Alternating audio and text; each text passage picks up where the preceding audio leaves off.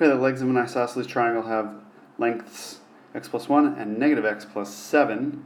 And what do we know about the lengths of isosceles triangles? They are congruent, meaning we can set them equal to each other. I'll sketch it out in a second, but once we do that, we can set them equal to each other, solve for x, and then use that to find the length of the base. So here, let's sketch it first.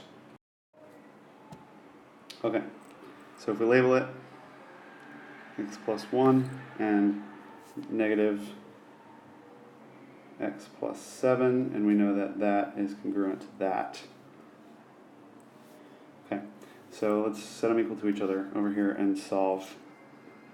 X plus 1 equals negative x plus 7 plus x, 2x plus 1 equals 7, minus 1 minus 1, 2x equals 6, 2x divided by 2 equals 6 divided by 2, x equals 3.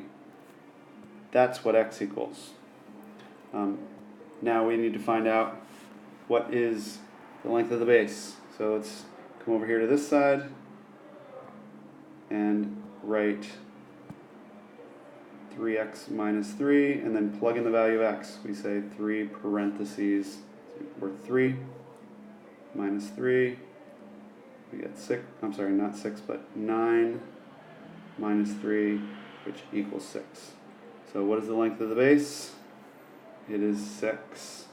How did we do this? We know that the legs of an isosceles triangle are equal to each other, so we can then take the two algebraic expressions that they gave us for the lengths of the legs, and we can set them equal to each other since we know that they're equal. Solve them all out for x, plug it back in for the length of the base.